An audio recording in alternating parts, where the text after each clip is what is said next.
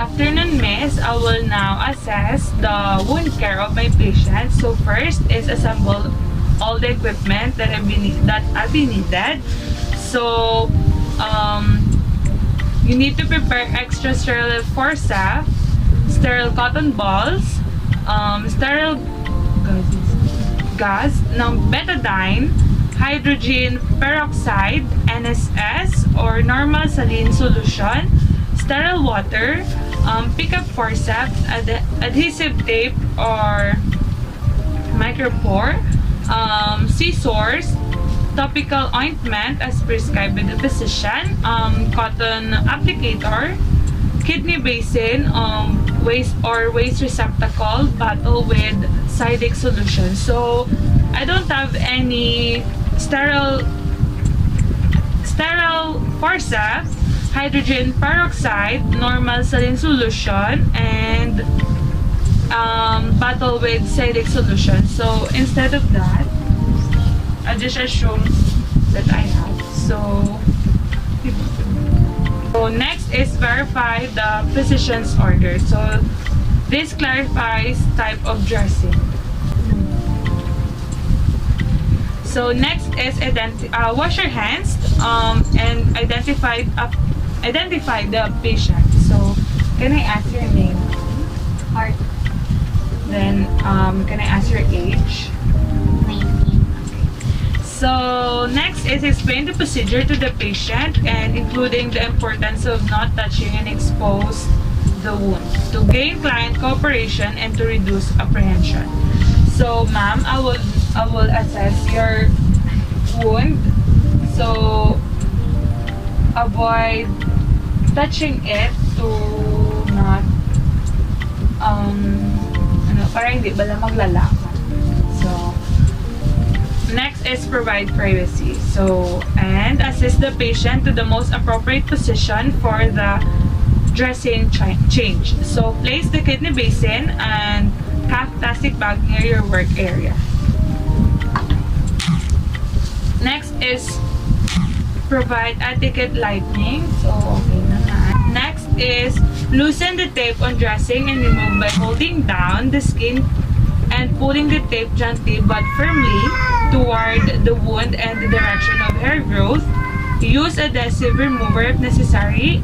If tape is sold, don gloves. So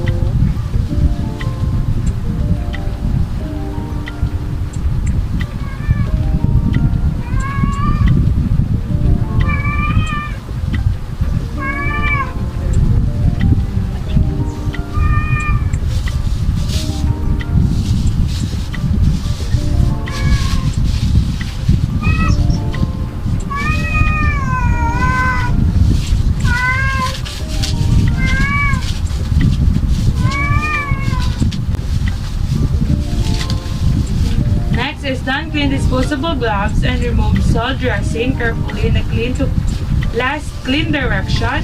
Do not breach over wound. Check position of drains before removing dressing. If dressing is adhering to the skin surface, it may be moistened by pouring a small amount of sterile saline solution onto it and keep soiled side of dressing away from the client's view. Please.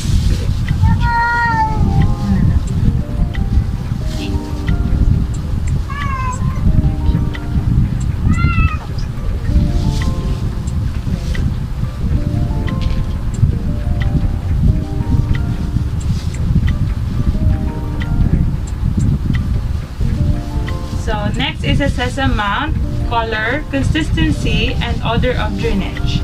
And inspect the wound and surrounding of skin appearance of the drainage and approximation of the wound edges. Then discard dressing in plastic disposal bag, pull off glove inside out and drop it back waste receptacle. And using aseptic technique, open sterile dressing and supply on work area. And don't sterile gloves or may use sterile forceps. So I already did, and I already cleaned the wound and clean from top to bottom or from center outward and use cotton balls, cat's gas for each wipes and discarding each ball gas by dropping into plastic bag. Do not touch disposable bag and clean around drain. And if present, moving from the center outward and circular motion, use one cotton ball for each circular motion. Dry wound using gauze, sponge, or cotton balls in the same motion, and apply an antiseptic ointment if ordered using cotton applicator. And next is apply the sterile dressing using aseptic technique. If with drain, place 2 pre-cut cut sterile gauze under or around drain.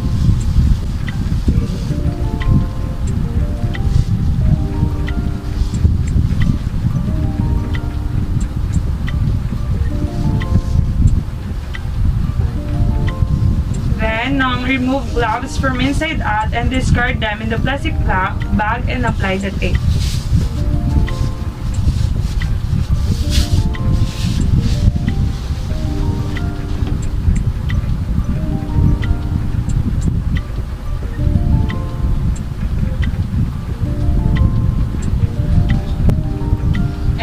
Assist the client in comfortable position and return the equipment and perform hand washing and record dressing change and appearance of wound and describe any drainage in chart and check dressing and wound safe every shift.